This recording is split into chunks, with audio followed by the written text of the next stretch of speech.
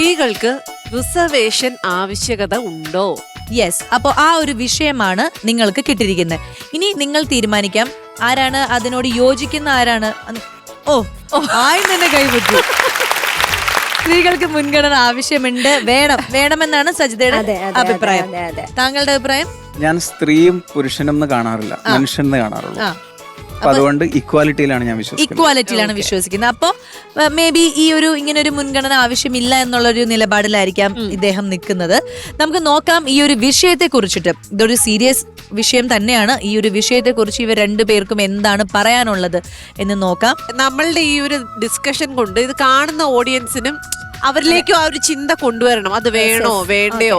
ഇതിപ്പോ റിസർവേഷൻ സ്വീകരിക്കുന്ന ആൾക്കാരാണെങ്കിൽ നമ്മൾ അതിന് ഡിസേർവിംഗ് ആണോ, ഞാനത് റിസീവ് ചെയ്യാൻ ഏബിൾ ആണോ, അങ്ങനെയുള്ള കാര്യങ്ങളൊക്കെ സീരിയസ് ആയിട്ട് ഇത് കാണുന്നവരിലേക്ക് നോളജ് പോണം, ഇൻഫർമേഷൻ കിട്ടണം, ചിന്തിപ്പിക്കണം. ആ രീതിയിൽ വേണം നമ്മൾ ഇതിനെ കൺസിഡർ ചെയ്യാം. അപ്പോ 5 മിനിറ്റ് ആണ് നിങ്ങളുടെ time. Your time starts now. All the best. എനിക്ക് തുടങ്ങണം എന്നാണ് ആഗ്രഹം. പക്ഷേ നമ്മളുടെ സോ കോൾഡ് കുറച്ച് നിയമങ്ങളുണ്ടല്ലോ, അലിഖിതമായ നിയമങ്ങൾ. ലേഡീസ് ഫസ്റ്റ് എന്നാണ്. അപ്പൊ അതുകൊണ്ട് അവിടുന്ന് തന്നെ നമുക്ക് സംവരണം ആരംഭിക്കാം. ഞാനൊരു ചോദ്യം ചോദിക്കാം. ഇപ്പം ഇയാള് പറഞ്ഞു റിസർവേഷൻ വേണം എന്ന് ആഗ്രഹിക്കുന്ന ഒരു വ്യക്തിയാണ്. എന്തിനാണ് നിങ്ങൾക്ക് റിസർവേഷൻ? പുരുഷന്മാർക്ക് മാത്രമാണ് എല്ലാ കാര്യങ്ങൾക്കും മുൻഗണന കൊടുക്കണം എന്നതിനോട് പൂർണ്ണമായിട്ടും എല്ലാവരും യോജിക്കുന്നുണ്ട്. എന്റെ ചോദ്യം സ്ത്രീകൾക്ക് എന്തിനാണ് മുൻഗണന എന്നാണ്. പുരുഷന്മാർക്ക് മുൻഗണന ഉണ്ടെന്ന് ആരും പറഞ്ഞിട്ടില്ല. കാരണം ആർക്കും വേണ്ടാത്ത ഒരു വംശമായിട്ട് നിലനിൽക്കുകയാണ് പുരുഷന്മാർ. സ്ത്രീകൾക്ക് വേണ്ടി സംസാരിക്കാൻ ഒരുപാട് ആളുകളുണ്ട്. അതെ. ഓക്കെ, പബ്ലിക്കിലേക്ക് നിങ്ങൾ ഇറങ്ങി ചെല്ലുന്ന സമയത്ത് ഇയാൾ എന്നെ തൊട്ടു എന്ന് പറഞ്ഞാൽ താൻ ഇവരെ തൊട്ടോ എന്ന ചോദ്യത്തിന് മുമ്പേ ഒരു 20 ആളെങ്കിലും എന്റെ മേലെ കൈവച്ചിട്ടുണ്ടാവും. തീർച്ചയായിട്ടും. അതെ അതെ. അത്രയും മുൻഗണന അല്ലെങ്കിൽ സംവരണം നിലനിൽക്കെ നിങ്ങൾക്ക് എന്തിനാണ് വേറൊരു സംവരണം? ഇന്നത്തെ സമൂഹത്തില് ഏറ്റവും കൂടുതൽ സ്ത്രീകൾ സുരക്ഷിതയാണോ അല്ലയോ എന്നുള്ള കാഴ്ചപ്പാട് മാത്രം മതി. ഇപ്പൊ ഒരു സ്കൂളിൽ പഠിക്കുന്ന ഒരു കുട്ടിയുടെ അടുത്ത് നമ്മൾ സ്കൂളിൽ സ്വാഭാവികമായിട്ട് പറയുകയാണെന്നുണ്ട് ഗുഡ് ടച്ച് ബാഡ് ടച്ച് എന്താണെന്നുള്ളത് ചോദിക്കുന്നുണ്ട്. ഒരു പെൺകുട്ടി എന്നുള്ള നിലയിൽ ആ കുട്ടിയോട് ചോദിക്കുന്നുണ്ട്. കാരണമായിട്ട് ഒരു വ്യക്തി ആ കുട്ടിയെ തൊടുന്ന ആ രീതി ഗുഡ് ആണോ ബാഡ് ആണോ എന്നുള്ളത് ചിന്തിക്കാനായിട്ടും പ്രവർത്തിക്കാൻ ആ കുട്ടിക്ക് നന്നായിട്ട് അറിയാം. ഈ ഗുഡ് ടച്ചും ബാഡ് ടച്ചും സ്ത്രീകൾക്ക് മാത്രമാവുന്നത് എങ്ങനെയാ? സ്ത്രീകളുടേത് മാത്രമാവണമെന്ന് പറഞ്ഞു കഴിഞ്ഞാൽ അത് എന്നും എന്താ പറയാ, നമുക്ക് ആൺകുട്ടികൾ പീഡനം അനുഭവിക്കുന്നതിനെ കുറിച്ച് നിങ്ങളുടെ സമൂഹത്തിൽ നിങ്ങൾ കണ്ടിട്ടില്ല. ആൺകുട്ടികൾ വാർത്തയാവുന്നത് പോലും ശരി ഏട്ടൻ പറഞ്ഞ ആൺകുട്ടികൾ പീഡനം സഹിക്കുന്നത് പെണ്ണുങ്ങൾ കാരണം അല്ല, സ്ത്രീകൾ കാരണം കൊണ്ടാണ്. അങ്ങനെ ഒരു 10 വാർത്ത ഞാൻ പറഞ്ഞ ആണുങ്ങളുടെ സംവരണത്തിന് വേണ്ടി നിങ്ങൾ എന്റെ കൂടെ നിൽക്കുവോ? അത് നിൽക്കില്ല. ഇല്ല. സംവരണം വേണ്ടത് താഴെ നിൽക്കുന്ന ആൾക്കാർക്കാണ്. ബേസിക്കലി റിസർവേഷൻ എന്ന് പറയുന്ന ആ ഒരു മീഡിയം തന്നെ കൊണ്ടുവന്നത് എന്തിനാണെന്ന് അറിയോ? നിങ്ങൾക്ക് വേണമെന്നല്ലേ പറഞ്ഞേ? എന്തിനാണ് റിസർവേഷൻ? മുൻഗണന എല്ലാ കാര്യങ്ങൾക്കും സ്ത്രീകൾക്ക് വേണം. മുൻഗണനയല്ല, അത് പ്രയോറിറ്റിയാണ്. റിസർവേഷൻ എന്ന് പറഞ്ഞാൽ സംവരണം മീൻസ് ഒരു 100 സീറ്റ് ഉണ്ടെന്ന് വിചാരിച്ചോ, അതിൽ 25 സീറ്റ് ഇന്ന ആൾക്കാർക്ക് വേണ്ടിയിട്ട്. ബസ്സിന്റെ കാര്യം മാത്രം എടുത്ത് പറയാം. ഒരു ബസ്സിൽ കയറുമ്പോൾ സ്ത്രീകൾക്ക് പ്രത്യേകിച്ച് സീറ്റ് ഉണ്ട്. 25% സീറ്റാണ് ഒരു ബസ്സിൽ സ്ത്രീകൾക്ക് വേണ്ടി മാറ്റി വെച്ചിട്ടുള്ളത്. പക്ഷെ സ്ത്രീകൾക്ക് വേണ്ടി മാത്രമല്ല മാറ്റി വെച്ചിട്ടുള്ളത്, സ്ത്രീകൾക്കും വൃദ്ധജനങ്ങൾക്കും വികലാംഗർക്കും. ഞാനൊരു ചോദ്യം ചോദിക്കട്ടെ. ഭിന്നശേഷിക്കാരായിട്ടുള്ള ആളുകളെ പോലെ അല്ലെങ്കിൽ വൃദ്ധരായിട്ടുള്ള ആളുകളെ പോലെ കാണേണ്ട ആളുകളാണ് സ്ത്രീകൾ എന്ന് നിങ്ങൾക്ക് തോന്നുന്നുണ്ടോ?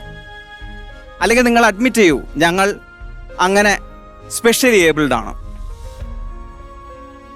അപ്പോൾ നിങ്ങൾ ഇക്വാലിറ്റിക്ക് വേണ്ടി ഒരിക്കലും സംസാരിക്കാൻ പാടില്ല. എന്തിനാണ് റിസർവേഷൻ എന്ന ചോദ്യത്തിനുള്ള ഉത്തരം ഞാൻ പറയാം. അടിത്തട്ടിൽ കഷ്ടത അനുഭവിക്കുന്ന ആളുകളെ മുകളിലേക്ക് കൊണ്ടുവരാൻ വേണ്ടിയിട്ടാണ് റിസർവേഷൻ.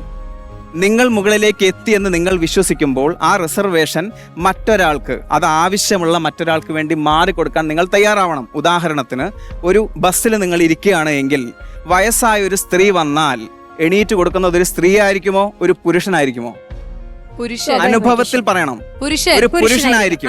ഒരു ഗർഭിണി വന്ന് നിന്നാൽ ഒരു സ്ത്രീ ആയിരിക്കുമോ എഴുന്നേൽക്കേണ്ടത്, ഒരു പുരുഷനായിരിക്കണോ എഴുന്നേൽക്കേണ്ടത്? വന്നു കഴിഞ്ഞാലും ഈ പറയുന്ന ഞാനാണെങ്കിൽ പോലും ഒന്ന് എണീച്ചോട് അപ്പൂപ്പ ഇവിടെ വന്ന് ഇരുന്നോളൂ എന്ന് പറയുന്നുണ്ട് അല്ലേ? അത് ഈക്വൽ, അത് ശരിക്കും സംഭവിക്കുന്ന കാര്യം, നോർമലി സംഭവിക്കുന്ന കാര്യമാണ്. അതിനെയാണ് ഇക്വാലിറ്റി എന്ന് പറയുന്നത്. പക്ഷെ നിങ്ങൾക്ക് ഇപ്പോഴും മുൻഗണന വേണമെന്ന് പറയുന്നതിന്റെ ലോജിക്കാണ് ഞാൻ ചോദിക്കുന്നത്. അങ്ങനെയുള്ള എല്ലാ സരോജിനി കാര്യവും- നായിഡുവിനെ കുറിച്ച് കേട്ടിട്ടുണ്ടോ? അല്ല ഏട്ടാ, അങ്ങനെയാണെന്നുണ്ടെങ്കിൽ എല്ലാ സരോജിനി നായിഡുവിനെ കാര്യങ്ങളിലും- കുറിച്ച് കേട്ടിട്ടുണ്ടോ? ആ ആരാണ്? എന്താ ഏട്ടാ അങ്ങനെയൊക്കെ ചോദിക്കാൻ?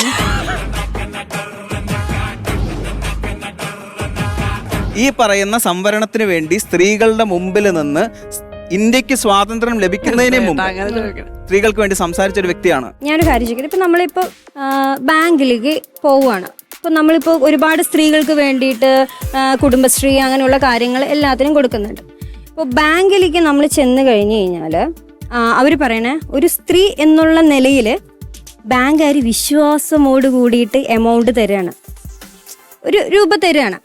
അപ്പോൾ അവർ അതായത് ആ വിശ്വാസം അവരിപ്പോൾ ഏട്ടൻ പറഞ്ഞ മുൻഗണന, അത് എന്തുകൊണ്ടായിരിക്കാം ബാങ്കുകാർ നമുക്ക് സ്ത്രീകൾക്ക് മുൻഗണന കൊടുക്കുന്നത് എന്ന് ചിന്തിച്ചിട്ടുണ്ടോ?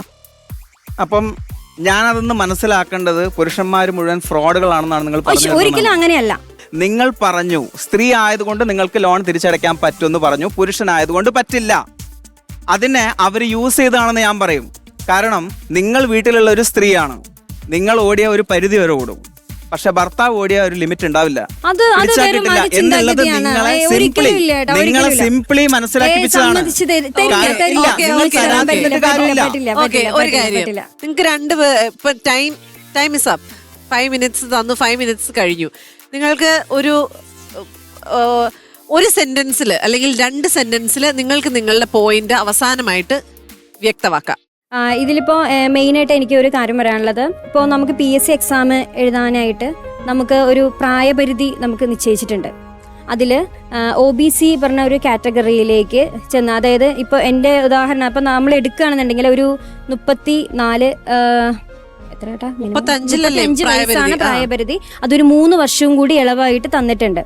കാരണം ഇപ്പം ഞാനായിട്ട് ഇത് ചിന്തിക്കുകയാണെന്നുണ്ടെന്നുണ്ടെങ്കിൽ ഇപ്പോൾ സ്ത്രീകൾ എന്നുള്ള രീതിയിൽ ഒരുവിധം ഏജ് ലിമിറ്റ് കഴിഞ്ഞു, കല്യാണം കഴിഞ്ഞു, മാരീഡ് കഴിഞ്ഞു പോകുന്നു, കുട്ടികളാവുന്നു, അങ്ങനെ കുറച്ച് കാലഘട്ടത്തിലേക്ക് നീങ്ങുന്നു. അപ്പം അവർക്ക് കിട്ടുന്ന ഒരു ഗ്യാപ്പ്, ആ ഒരു ഗ്യാപ്പ് നമുക്ക് ഫില്ല് ചെയ്യാനായിട്ട് കഴിയും. ആ ഒരു 3 വർഷത്തെ ഇളവ്, അതായത് നമ്മുടെ ഏജ് നമ്മൾ കണക്കാക്കി നോക്കുമ്പോൾ നമുക്കത് കുറച്ചും കൂടി ട്രൈ ചെയ്ത് കിട്ടാനായിട്ട് സാധിക്കുമെന്നുള്ളത് രീതിയിൽ ഞാൻ കരുതുകയാണ്. എല്ലാ കാര്യങ്ങളും കഴിഞ്ഞ് ഇവിടെ നമ്മൾ എത്തുമ്പോഴേക്കും നമ്മുടെ ആ ലെവൽ കഴിഞ്ഞു എന്നുള്ള ചിന്താഗതിയിലേക്ക് നിൽക്കുമ്പോൾ ആ ഒരു ഭാഗം നമുക്ക് വേണ്ടി മാറ്റി വെച്ചിരിക്കുന്നത് നല്ല വലിയൊരു കാര്യമാണ്. അതുപോലെ വേറെ എന്താന്ന് പറഞ്ഞു കഴിഞ്ഞാൽ സ്ത്രീകൾക്ക് എല്ലാ കാര്യങ്ങൾക്കാണെങ്കിൽ കൂടിയും ഇപ്പോൾ ഒരുപാട് ഇപ്പോഴും എന്താ പറയുക, വീടിൻ്റെ അകത്തട്ടിൽ നിന്ന് പുറത്തേക്ക് വരാത്ത ഒരുപാട് പേരുണ്ട്. അപ്പം അങ്ങനെയുള്ളവർക്ക് ഓരോ കാറ്റഗറിയിലേക്ക് വരുമ്പോഴും സ്ത്രീകൾ എന്നുള്ളത് ഒരു പരിഗണനയായിട്ട് അവർ മാറ്റി വെക്കുന്നതാണ്.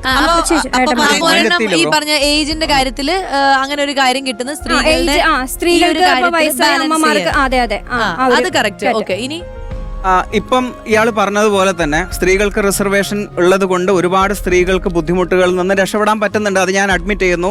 സ്ത്രീകളുടെ റിസർവേഷൻ നല്ലത് തന്നെയാണ്. പക്ഷേ അതിനേക്കാളും നല്ലതാണ് ഇക്വാലിറ്റി എന്നാണ് ഞാൻ സംസാരിക്കുന്നത്.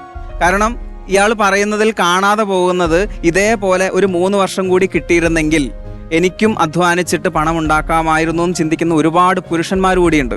സ്ത്രീകൾക്ക് വേണ്ടി മാത്രമെന്ന് പറയുമ്പം താഴെ തട്ടിൽ നിന്ന് വരുന്ന സ്ത്രീകൾക്ക് കിട്ടേണ്ട കാര്യങ്ങൾ തന്നെയാണ് റിസർവേഷൻ.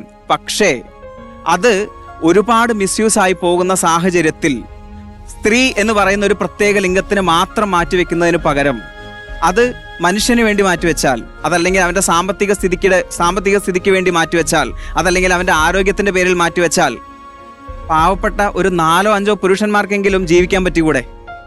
ആ ഒരൊറ്റ ചോദ്യം ഞാൻ ചോദിക്കുന്നുള്ളൂ. ഞാനൊരു മെയിൽ ഷോവനിസ്റ്റ് അല്ല, ഞാനൊരു ഫെമിനിസ്റ്റും അല്ല, ഞാനൊരു ഇഗാലിറ്റേറിയനാണ്. സ്ത്രീ ആയാലും പുരുഷനായാലും രണ്ടും. എൻ്റെ വീട്ടിലായാലും ഞാൻ കഴിച്ച പാത്രം എൻ്റെ ഭാര്യ കഴുകുന്നുണ്ടെങ്കിൽ എൻ്റെ ഭാര്യ കഴിച്ച പാത്രം ഞാനും കഴുകുന്നുണ്ട്. അവിടെ പാത്രം കഴുകുക എന്ന് പറയുന്നൊരു പ്രോസസ്സ് മാത്രമേ നടക്കുന്നുള്ളൂ, ആര് കഴുകുന്നു എന്ന് പറയുന്ന ഒരു പ്രോസസ്സ് ഇല്ല. സോ ആ ഒരു സാഹചര്യത്തിൽ എന്നെ സംബന്ധിച്ച് റിസർവേഷൻ എന്ന് പറയുന്നത് ഒരു കാലം മുമ്പേ സ്ത്രീകളെ പൊക്കി കൊണ്ടുവരാനുള്ളൊരു കാര്യമായിരുന്നുവെങ്കിൽ ഇന്ന് അത് വീണ്ടും നമ്മൾ റീച്ച് ചെയ്യേണ്ട സമയമായിട്ടുണ്ട് എന്നുള്ളതാണ്. Okay, yes.